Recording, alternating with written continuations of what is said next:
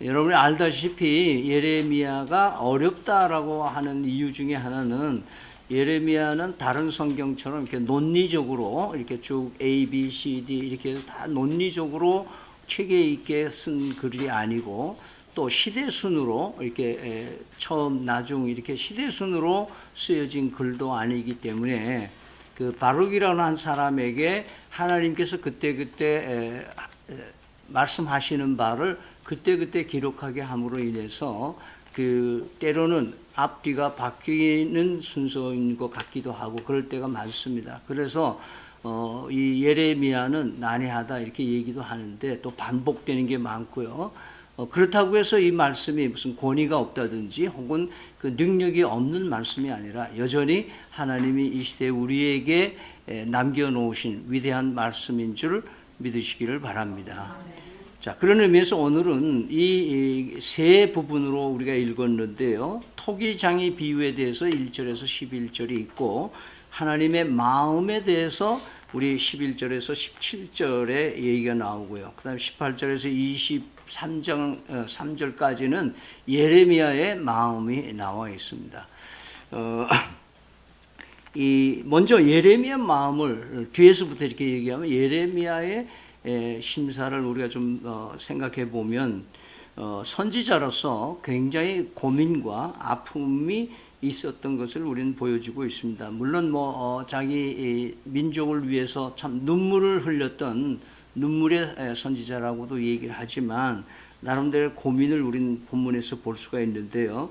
자신은 하나님의 말씀을 대언자로서 정말 혼신을 다해서 정말 열심히 하고 있는데 백성들로부터 돌아오는 것은 굉장히 저항이 심하고 생명을 위협하기까지 하는 야, 저 예레미야를 없애자.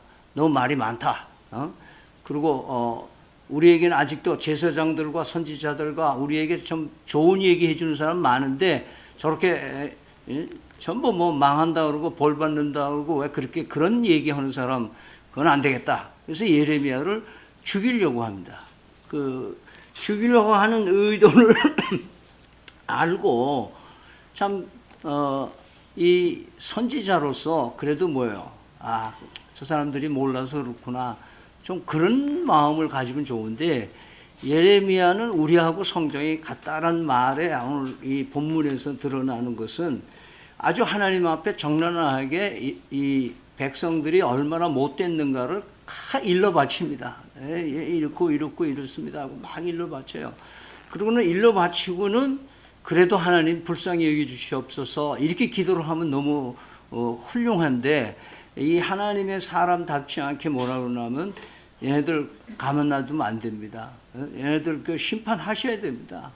그러면서 그 조목이 그 21절에서 23절 보면은 그들의 자녀를 기근에 내주시고 그들의 칼이 세력을 넘기게 해주시고 아내들은 자녀를 잃고 과부가 되게 하고 장정은 죽게 하고 청년은 전장에서 칼을 맞게 하고 막 군대가 갑자기 쳐들어와서 나라 꼴이 아니게 하고 그 다음에 나를 죽이려고 계략을 짜고 있는데 그들의 악한 것을 사하지 마십시오. 절대로 그들의 죄를 반드시 심판해 주시기를 바랍니다. 이렇게 기도를 하는 거예요. 요즘 말로 말하면은 이 예레미야가 자기가 많은 선한 의도로 하나님으로부터 사명을 가지고 일은 하긴 하는데 결과물이 너무 없는 거예요. 오히려 자기를 죽이려고 하는 그 사람들을 보면서 예레미야가 요즘 말로 하면 열불이 터지는 거예요. 열불이 터져요. 야, 이렇게 못됐나. 경상도는 말에 씨알이 안 맥히네. 그런 거예요. 그런 마음을 가지고 있는 예레미야의 모습을 우리는 오늘 보게 됩니다. 그런데 가운데 보면은 예레미야에 못지않게 유대에 대해서 굉장히 노하시는 하나님의 모습을 볼 수 있는 거예요. 아마 예레미야가 열불 터진다 그러면은 하나님은 뭐예요? 엄청 더 얼마나 안타까울 거예요. 17절을 한번 보면요. 내가 그들의 원수 앞에서 흩어버리기를 동풍으로 함같이 할 것이며 그들의 재난의 날에는 내가 그들에게 등을 보이고 얼굴을 보이지 아니하겠다. 하나님이요, 이스라엘 백성들에게 뭘 하시겠대요? 차마 못 보겠다. 경상도 이 꼬라지 내가 더 이상 못 보겠다 하고 등을 돌리신. 하나님이 얼마나 이스라엘 백성들을 아꼈는데 어떻게 이렇게 할 수가 있느냐 하는 거예요. 그래서 회개치 않는 그들의 모습이 얼마나 뻔뻔하느냐 하는 거. 12절을 한번 같이 읽어보실까요? 시작.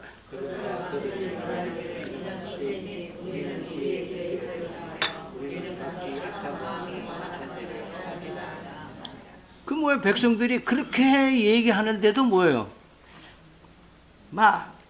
놔두소. 내 하는 대로 살게요. 좋은 말씀 많이 들었는데 까짓 거 가면 어디까지 가겠습니까? 막 갖는 거예요. 내대로 살게 놔두이소. 이제 귀찮습니다. 이런 유대 백성들의 가증함, 이 얼마나 이 가증한지를 간단하게 이 자연의 미물을 대해서 얘기해요. 그 말은 뭐냐면 미물보다 못하다 이 말이에요. 이 레바논의 그 높은 헐몬산에 눈이 항상 덮여 있어요. 그리고 거기서 찬물이 시내로 내려와 가지고 이 갈릴리 바다로서 사해까지 지나가는데 이게 막힘이 없다 이거예요. 하나님이 원래 창조한 의도대로 레바논에 있는 눈도 그렇고 그 찬물도 그대로 수천 년간 순종하며 자연도 그렇게 하는데 너희들은 뭐냐? 너희들은 미물보다 못하다. 개 돼지보다도 못하다. 그런 얘기예요. 이 못 말리는 백성들. 그러면서 그게 얼마나 잘못되면은요, 길거리의 사람들도 그들의 사는 모습을 보고 고개를 절레절레 흔들고 웃음거리가 되었다. 이 유대인들이 웃음거리가만 되면 괜찮은데 유대인들 때문에 누가 웃음거리가 되는 거예요? 하나님이 웃음거리가 되는 거예요. 우리 옛날 어렸을 때는 내가 잘못하면 이제 애비 욕되게 하느니라 그렇게 얘기해요. 집안 망신이다. 내가 개판으로 살면은 그 다 가문을 욕먹인다 그랬어요. 우리 하나님의 백성들이 잘못 살면 하나님의 영광을 가린다는 의미는 바로 이런 걸 말하는 거예요. 자, 그러면서 하나님께서는 이스라엘에게 이 토기장의 비유를 함으로써 하나님의 본심을 우리는 읽을 수가 있어요. 예레미야 애가 3장 33절에는 인생들이 고생하는 것과 어려움을 당하는 것은 내가 본심이 아니다. 하나님의 본심이 아니다. 죄는 네가 짓고 네가 벌을 받긴 하지만 그 벌 받고 고통스러운 것에 대해서 내가 너를 진짜 아프게 하고 힘들게 하고 고생하도록 하는 것은 네가 돌아오기를 원해서 하는 거지 답답해서 그러는 거지 진짜 네가 고생하는 걸 내가 원하는 건 아니다. 그게 본심이 아니라고 예레미야 애가서 3장 33절에 말씀하고 있는 거예요. 그러면서 오늘 1절에서 10절까지는 토기장이의 비유를 얘기를 하고 있습니다. 토기장이는 뭐예요? 이 흙을 가지고 이 틀에다가 넣어서 이렇게 옛날에는 발로 하지만 요즘엔 모타로 해서 빙빙 돌리면서 원을 그리면서 토기를 만들잖아요.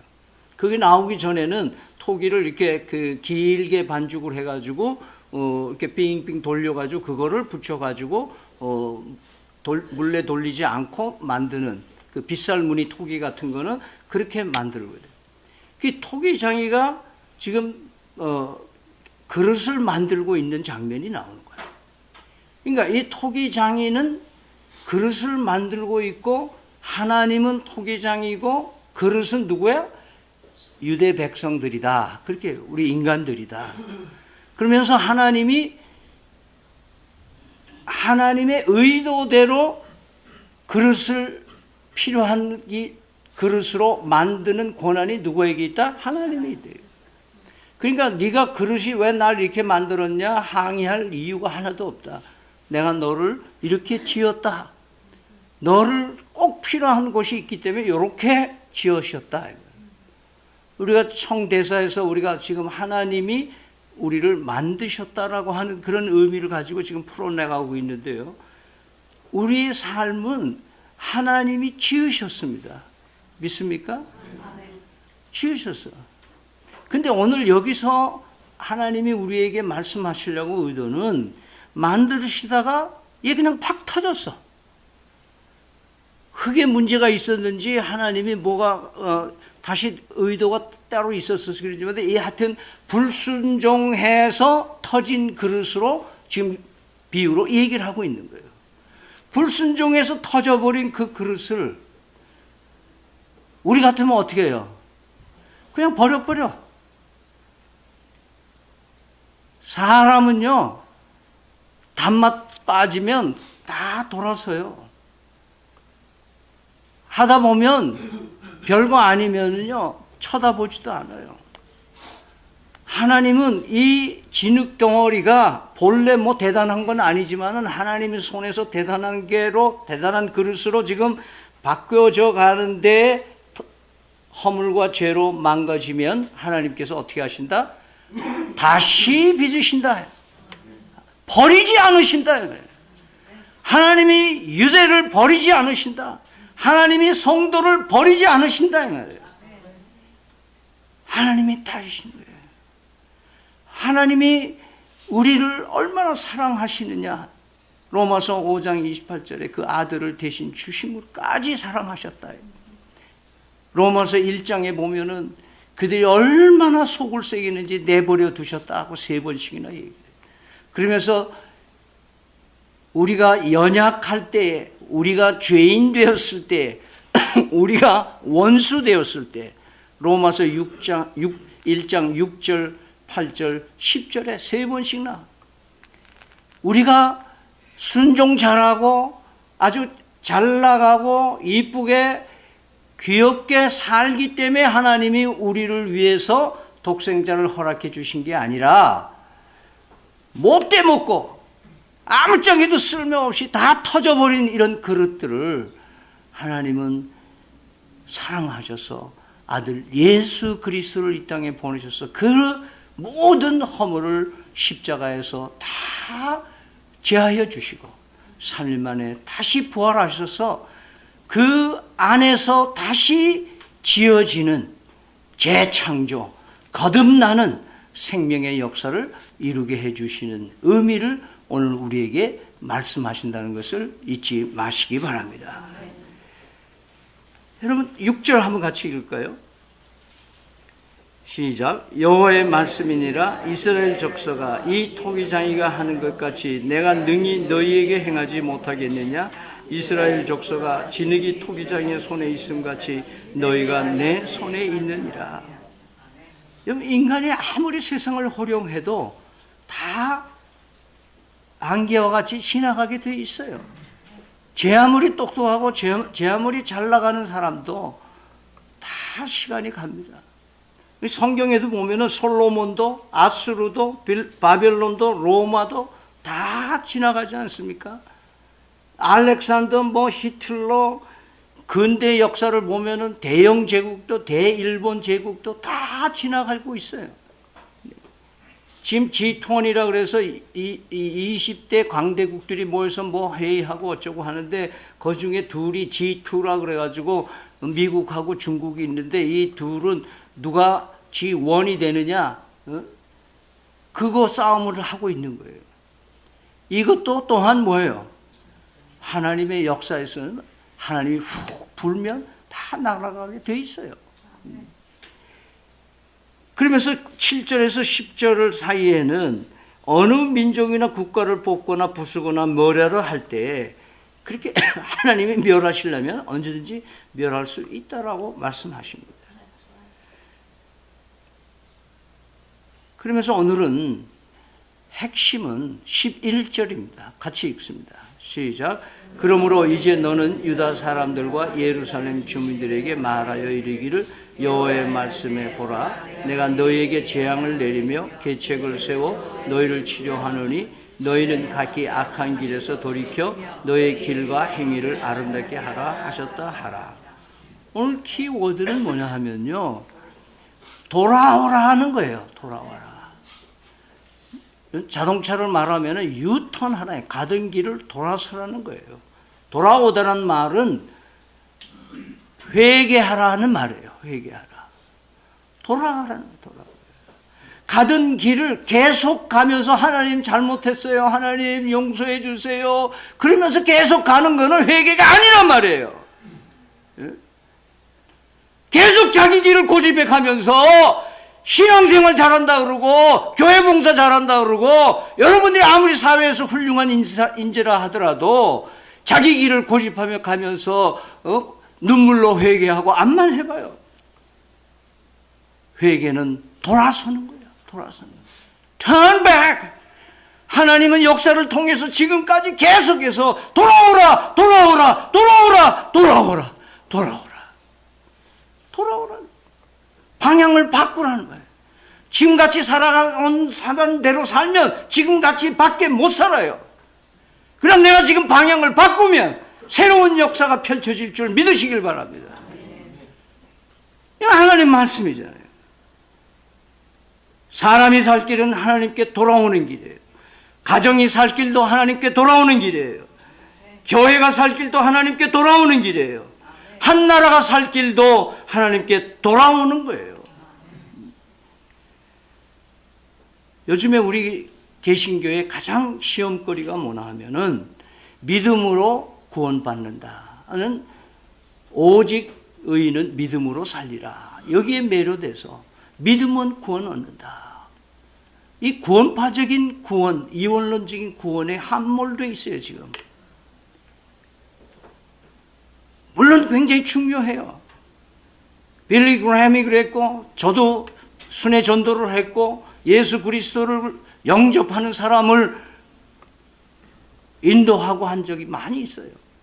필요해요. 그런데 대부분 회개가 없는 믿음은 올바른 믿음이 되지 않는 경우가 많아요. 자기가 착각하고 있는 거예요. 사도행전 20장 21절에 보면 이런 말씀이 있습니다. 유대인과 헬라인들에게 하나님께 대한 회개와 우리 주 예수 그리스도에 대한 믿음을 증언한 것이라. 바울 사도가 어디 가든지 복음을 증거할 때마다 하나님께 대한 회개, 그리고 예수 그리스도에 대한 믿음.